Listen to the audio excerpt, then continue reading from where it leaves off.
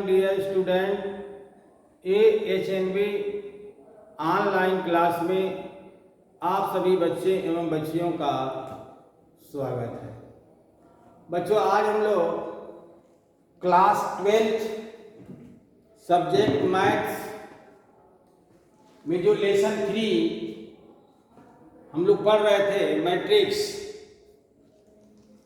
उसमें आप लोगों ने पिछली वीडियो में पार्ट नंबर 10 में आप लोगों ने पढ़ा था कि ट्रांसपोज मैट्रिक्स और ट्रांसपोज मैट्रिक्स पर जो प्रॉपर्टी थी, जो उसके गुणधर्म थे, उसको आप लोगों ने देखा था। और इसके बाद जो है एक आर्टिकल, एक हेडिंग आई थी सममित आव्यूह अर्थात सिमेट्रिक मैट्रिक्स और विषम सममित आव्यूह यानी स्क्यू सिमेट्रिक मैट्रिक्स बच्चों। तो उस पर आप लोगों ने अध्ययन किया था। उस पर कुछ आप लोगों ने एक दो प्रमेय भी देखे थे आप लोग। अब हम लोग अगला प्रमेय देखेंगे और इसके बाद जो एक्सरसाइज 3.3 आएगी बच्चों, उसमें कुछ क्वेश्चन हम लोग देखा जाएगा। तो आइए शुरू करते हैं क्लास 12। तो जो आप लोगों ने इसके पिछली वीडियो में आप लोगों ने जो symmetric matrix and skew symmetric matrix, इस पर आप लोगों ने कुछ रूल, कुछ थियरम आप लोगों ने देखा था। तो आज जो होगा थियरम का है या रूल का है,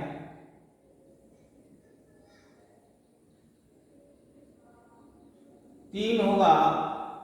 और ये क्या होगा बच्चों, उस पर थोड़ा ध्यान दीजिए। यह जो थियरम 3 होगा बच्चों, यह क्या कहेगा, इस पर थोड़ा ध्यान देना।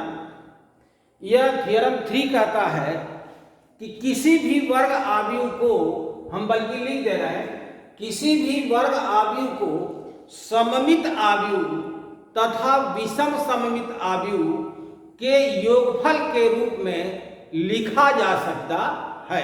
पहले बात समझो, यहां पर समझिए बच्चों, क्या कह रहा है कि किसी वर्ग आव्यूह को, देखिए मैं वो नियम मैं लिख दे रहा हूं, किसी वर्ग आव्यूह को सममित आव्यूह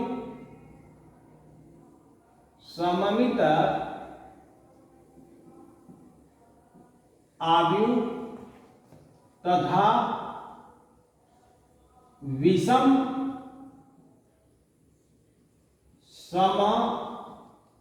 सममित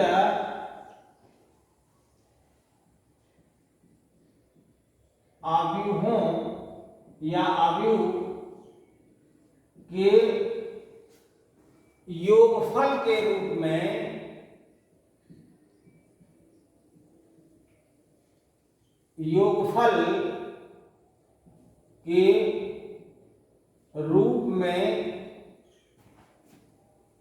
लिखा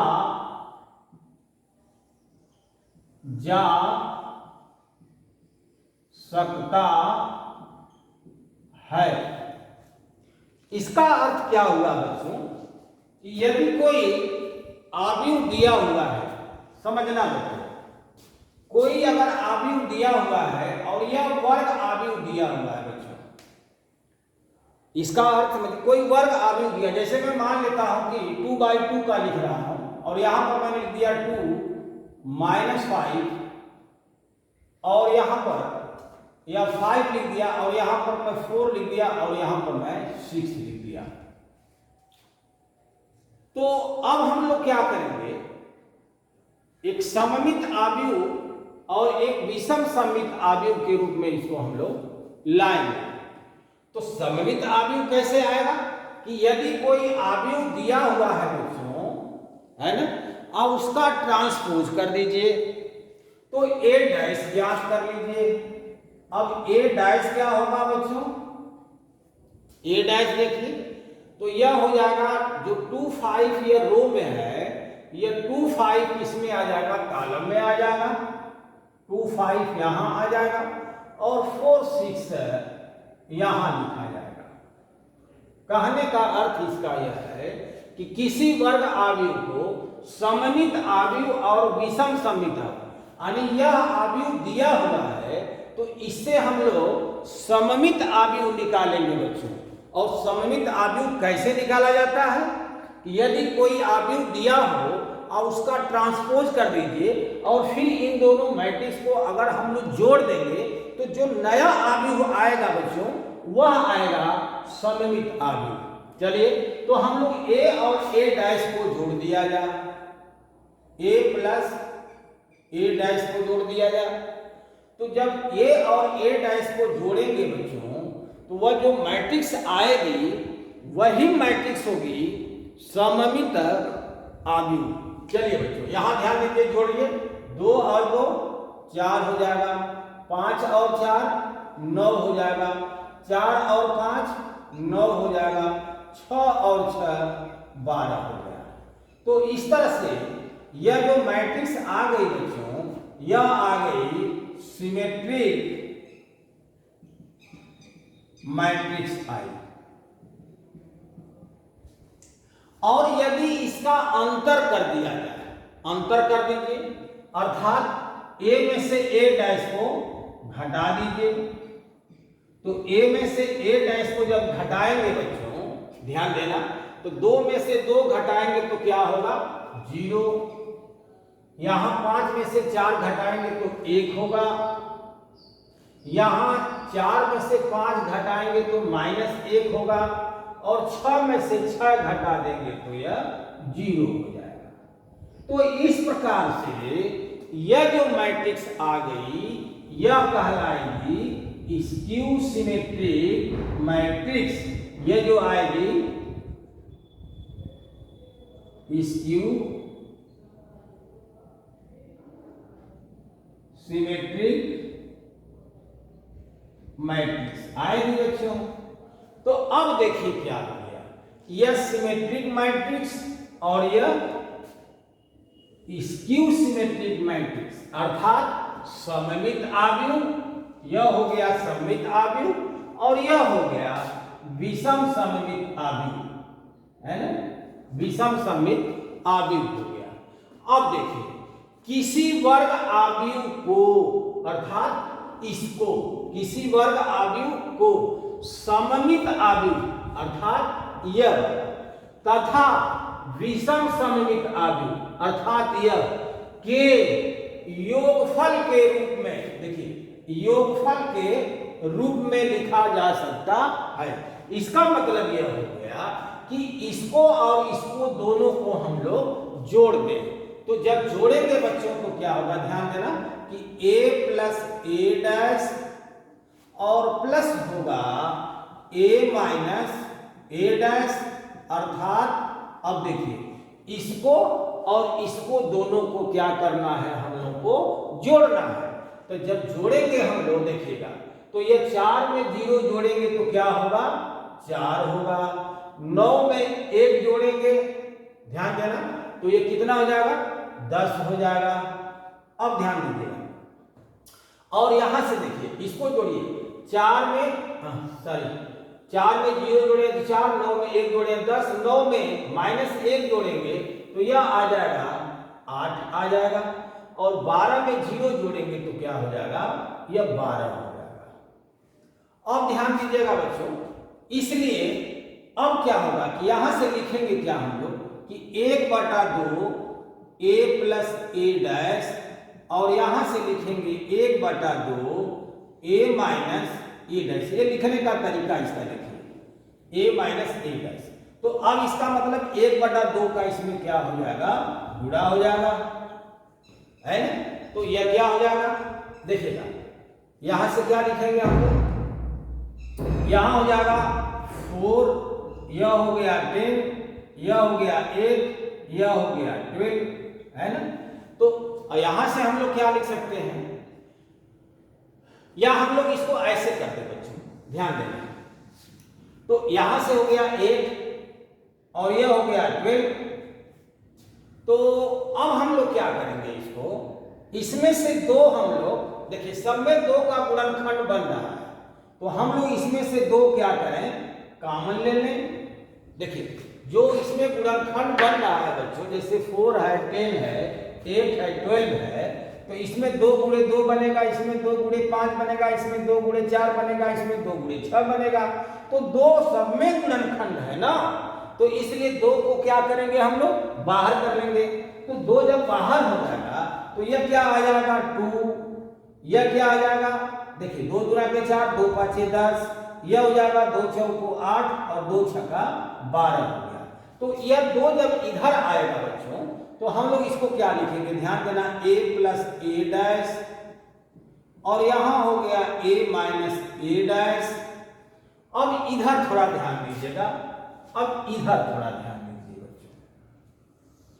अब क्या होगा कि 2 से जब इधर भाग होगा तो हम लोग इसको क्या लिखेंगे कि यह 2 लिखेंगे, यानी कि a प्लस ए डैश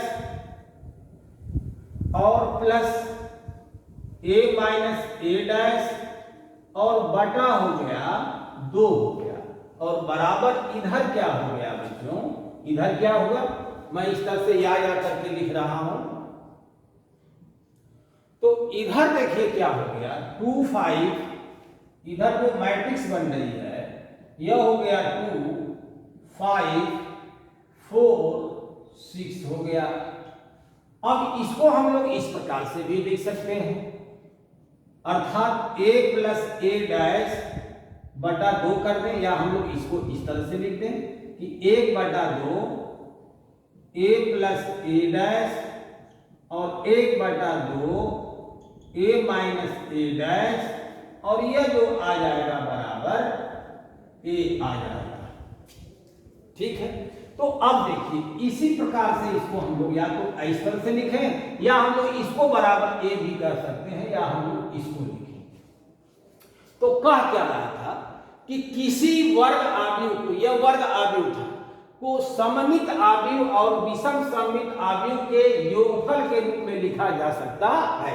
जैसे देखिए यहां से सममित और विषम सममित आव्यूह का जब हमने योगफल किया है ना, जब योगफल किया तो योगफल आ गया इसके बराबर आ गया, अर्थात यह जो आव्यूह दिया गया था बच्चों वही आव्यूह फिर आ जाएगा।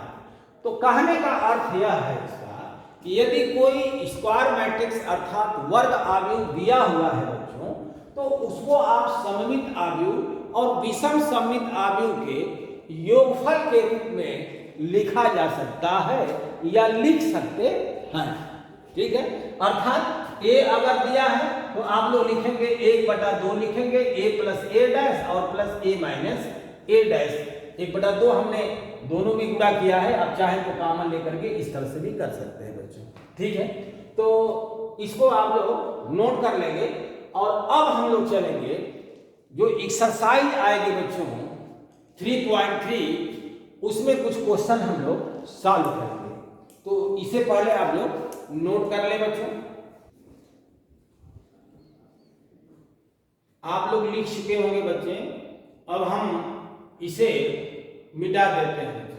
तो आइए बच्चों अब 3.3 में कुछ क्वेश्चन हम लोग देखा जाएगा, और इसमें मैं आप लोगों को कुछ हिंट करके बताऊंगा बच्चों, आप लोग जरूर घर पे सवाल सॉल्व करिएगा, यदि लग जाए तो बता दीजिएगा हमें कि क्वेश्चन हम लोग का एक्सरसाइज का लग चुका है, ताकि हम अगली आर्टिकल शुरू कर सकें। तो आइए क्वेश्चन नंबर 1 है, निम्नलिखित आव्यूहों में से प्रत्येक का परिवर्त ज्ञात करना है। ट्रांसपोज मैट्रिक्स आप लोग खूब आसानी से आप लोग लगा लेंगे। जैसे मैं पहले का पहला सवाल दिया हुआ है, मैं इसको आपको हिंट करके बताता हूं। क्वेश्चन नंबर पहले का पहला, और पहला सवाल क्या कह रहा है, लिखा है 1 5 लिखा है, एक आव्यूह दिया हुआ है मान लेता हूं, और यहां से लिखा हुआ है 5, फिर लिखा हुआ है 1 बटा 2 और यहां लिखा हुआ है -1 किया हुआ है, और कह रहा है कि इसका ट्रांसपोज मैट्रिक्स ज्ञात कीजिए, अर्थात a डैश हम लोग को ज्ञात करना है। a के पावर t लिखें या a डैश कहें, यह हम लोग को निकालना है। तो ध्यान दीजिएगा, अगर इसका ऑर्डर देखें तो यह 3/1 का है। तो जब a डैश करेंगे बच्चों तो यह क्या हो जाएगा, ध्यान देना कि जो पहला रो है यह पहले कॉलम का एलिमेंट बनेगा, और जो दूसरा रो है वह दूसरे कॉलम का एलिमेंट बनेगा, और जो तीसरा रो है वह तीसरे कॉलम का एलिमेंट बनेगा। अर्थात जो 3/1 था, अब a डैश जो आएगा वो 1/3 का आ जाएगा। तो इस तरह से यही आंसर बनेंगे बच्चों, ठीक है। तो पहला में आप लोग लगा सकते हैं। दूसरा में देखिए, आप लोग पढ़े थे क्वेश्चन नंबर 2 भी आप लोग घर पर सॉल्व कर सकते हैं।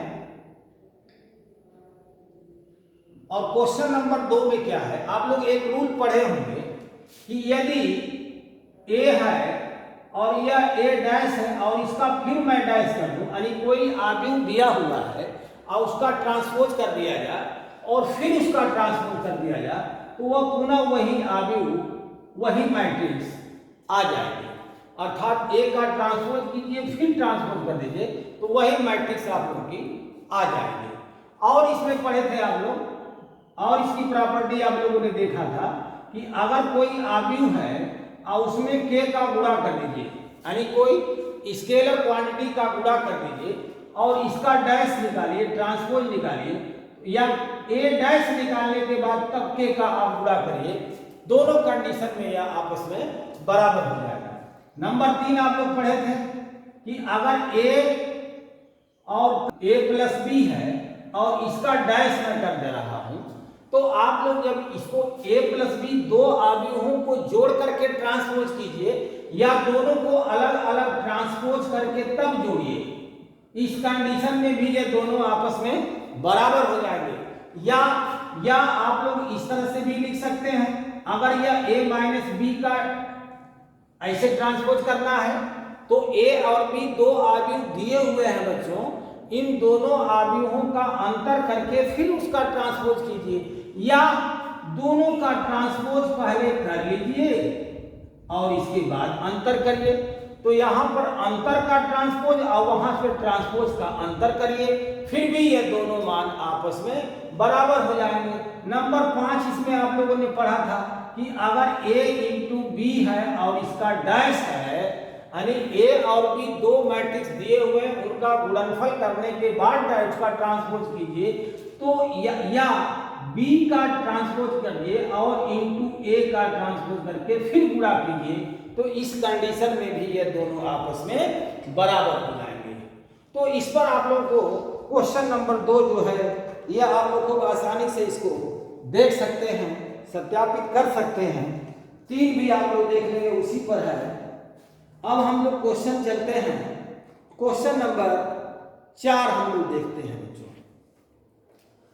तो आइए हम इसको पहले मिटा देते हैं, आप लोग नोट कर लीजिएगा, या मैं यहीं पर क्वेश्चन नंबर 4 लगा दे रहा हूं बच्चों।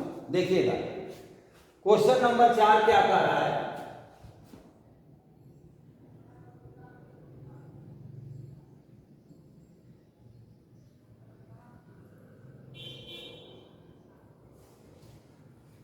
क्वेश्चन नंबर 4 जो है कह रहा बच्चों कि a डैश का मान दिया हुआ है, अर्थात a डैश का मान जो दिया हुआ है यह लिखा हुआ है -2 3 1 2, -2 3 1 2 लिखा हुआ है, और b बराबर जो दिया है, b बराबर जो दिया है बच्चों वह दिया है -1 0 1 और 2 लिखा हुआ है, और कह रहा है कि a प्लस देखिए क्या कह रहा कि a प्लस 2b और इसका ट्रांसपोज करना है और इसी को आपको फाइंड आउट करना है, अर्थात इसका मान ज्ञात करना है ना। तो इसका मान निकालना है। तो कहने का मतलब यह है कि a हमको निकालना पड़ेगा। ठीक है बच्चों, तो आप लोग पढ़े थे अभी कि अगर कोई a डैश दिया हो और उसका पुनः डैश कर दे तो वह a मिल जाएगा बच्चों। ठीक ना, अभी आप लोगों ने पढ़ा था, मैं बुक रख देता हूं। यहां से a डैश का डैश किए तो यह a मिल गया। इसी प्रकार से यहां से हम लोग a डैश दिया हुआ, हम लोग को a की जरूरत है बच्चों, तो हम लोग क्या करेंगे कि इसका ट्रांसपोज कर देंगे तो फिर वही पुनः जो मैट्रिक्स आएगी वह a आएगी। अर्थात ये क्या हो जाएगा, जो रो है उसको कॉलम में लिख देंगे, -2 और 3 लिख देंगे और यहाँ लिख देंगे 1 और 2 लिख देंगे। तो यह a हो गया और यह b है। अब हम लोग को इसमें 2 का गुणा करना है। क्यों 2 का गुणा करना है? क्योंकि सवाल में कह रहा है कि 2b लिखा हुआ है, इसलिए 2 का इसमें हम लोग गुणा कर देंगे।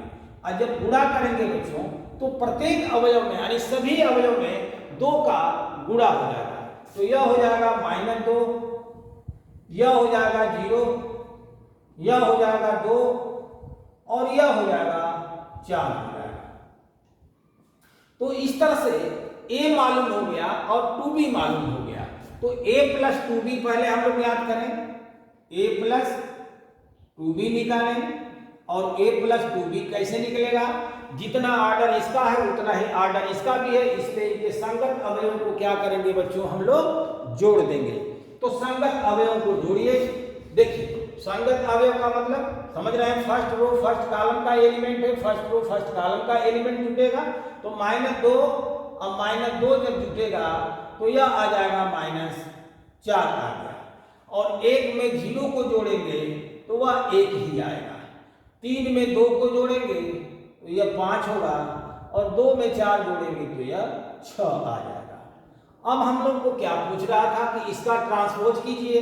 तो इस तरह से a प्लस 2b और इसका ट्रांसपोज करेंगे, डैश लगावे या t का वहां पर t अक्षर लिख दें, दोनों बात सेम है। तो यहां से लिखेंगे -4, यह हो जाएगा 1 और यहां हो जाएगा 5 और यह हो जाएगा 6। तो यह आ जाएगा जो 2/2 का और ये ही इसका आंसर आएगा बच्चों। ठीक है, तो हमें यकीन है कि आपको समझ में आ गया होगा। अब इसे आप लोग नोट कर लें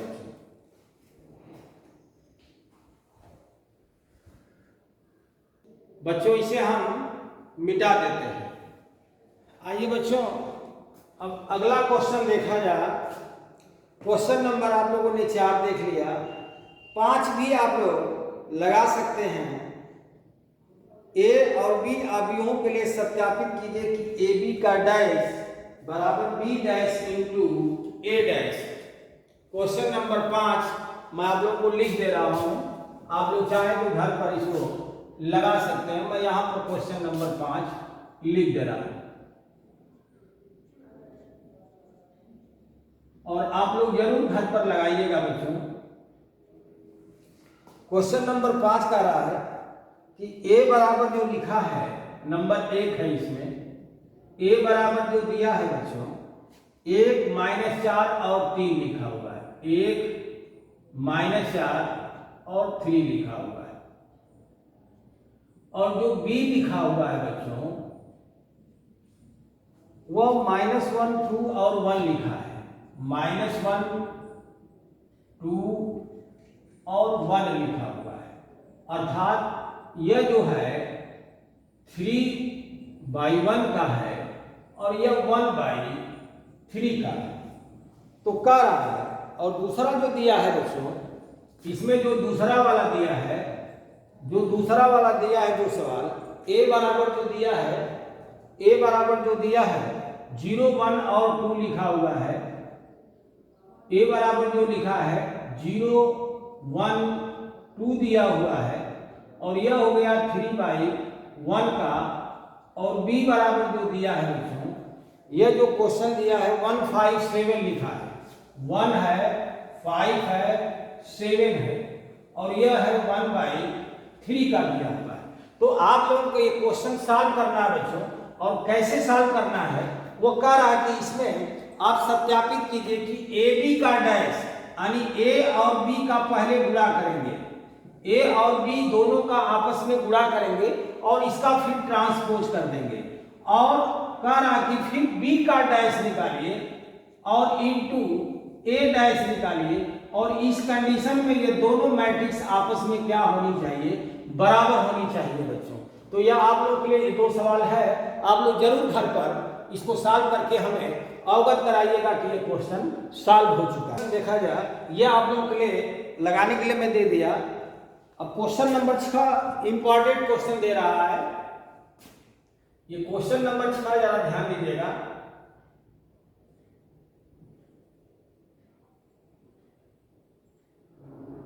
क्वेश्चन नंबर 6 क्या कह रहा है कि यदि a बराबर दिया है, इसमें भी दो सवाल है। पहला सवाल जो दिया है कि a बराबर cos alpha sin alpha, a बराबर cos alpha sin alpha minus sin alpha cos alpha इधर दिया हुआ है। और तो कह रहा कि सत्यापित कीजिए कि ए डैश इंटू ए बराबर आइडेंटिटी मैट्रिक्स होगा, इसे आप दिखाइए या सत्यापित कीजिए, या यह बताइए कि यह ट्रू है या फॉल्स है। इसको आपको सत्यापित करना है, यानी प्रूव करके दिखाना है। तो यह भी चेक करना है कि यह ट्रू होगा या फॉल्स होगा। तो आइए ए बराबर जो दिया है cos alpha sin alpha minus sin alpha cos alpha दिया है। तो इसका अर्थ यह हो गया कि पहले हमको ए डैश ज्ञात करना पड़ेगा। तो ए डैश निकालिए बच्चों, ए डैश देखिए सॉल्व करना है इसको।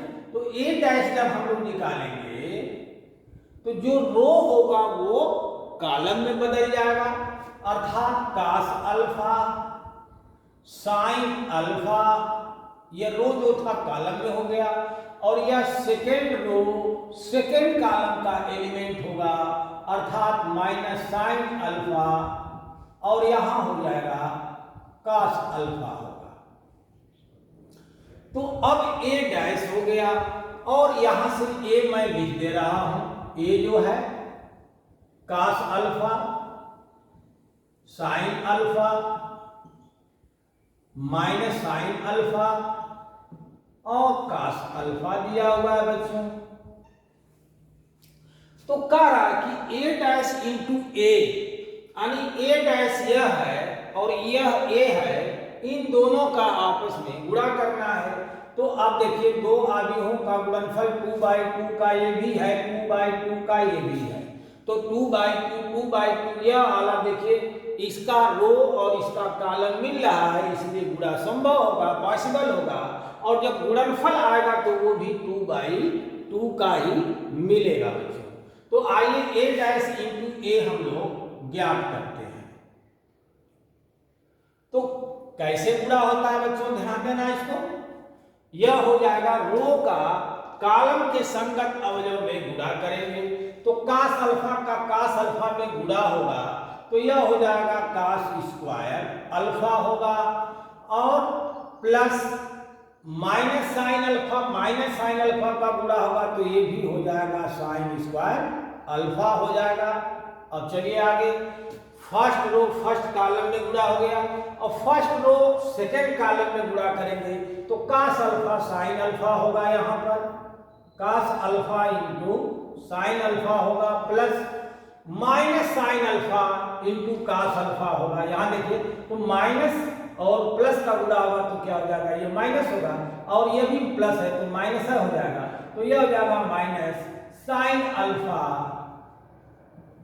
cos अल्फा होगा। अब चलिए देखिए, यह जो है सेकेंड रो फर्स्ट कॉलम के एलिमेंट में गुणा करेंगे बच्चों।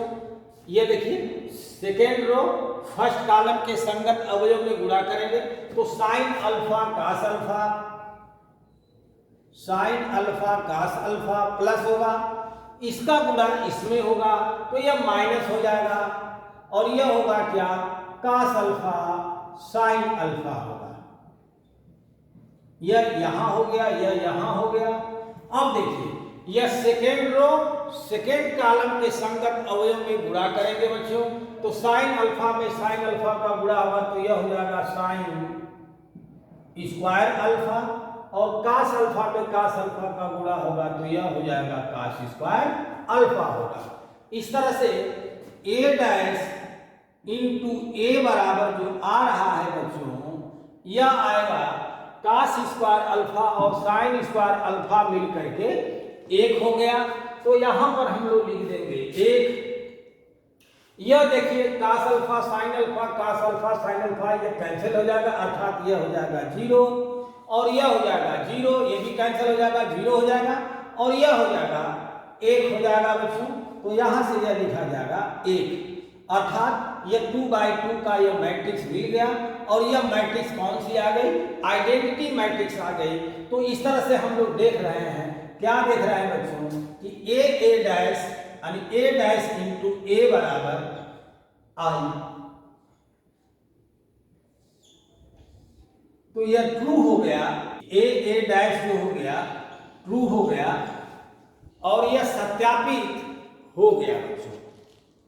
ठीक है, तो इस तरह से आप लोगों को छठवें का पहला सवाल मैंने बताया, और अब जो है छठवें का सेकेंड वाला सवाल आप लोग खुद घर पर लगा सकते हैं। छठवें का सेकेंड क्या सवाल दिया है बच्चों, छठवें का सेकेंड में दिया है कि sine alpha cos alpha.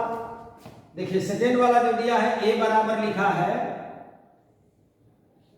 Sine alpha cos alpha, sine alpha cos alpha minus cos alpha और साइन अल्फा यहां लिखा हुआ है। और इसमें भी वही कह रहा है कि यह सत्यापित कीजिए कि ए डैश इंटू ए बराबर आई होगा, इसको आप लोग सत्यापित कीजिए। तो इस तरह से आप लोगों को मैं कुछ क्वेश्चन बताया हूं बच्चों, और आप लोग इस प्रश्नावली जिनके पास, जिन बच्चों के पास ये बुक हो बच्चों, जिन बच्चों के पास ये बुक हो वह बच्चे एनसीईआरटी की ये सरकारी जो बुक है इसमें से कुछ क्वेश्चन लगाने का काम जरूर करिएगा, लगाइएगा, और यदि लग जाए तब भी हमें कमेंट बॉक्स में लिख करके दे दीजिए कि हाँ बता दीजिए कि ये क्वेश्चन लग चुके हैं, ताकि मैं अगली आर्टिकल में आप लोगों को बता सकूं। और यदि कोई क्वेश्चन न लग रहा हो तो आप लोग हमें कमेंट बॉक्स में लिख करके जरूर अवगत कराइएगा कि यह क्वेश्चन सर सॉल्व करके हमें बता दीजिए। तो इसी के साथ आज का ये लेक्चर यहीं पर क्लोज कर रहा हूँ, बंद कर रहा हूँ। सभी बच्चों को बहुत बहुत धन्यवाद।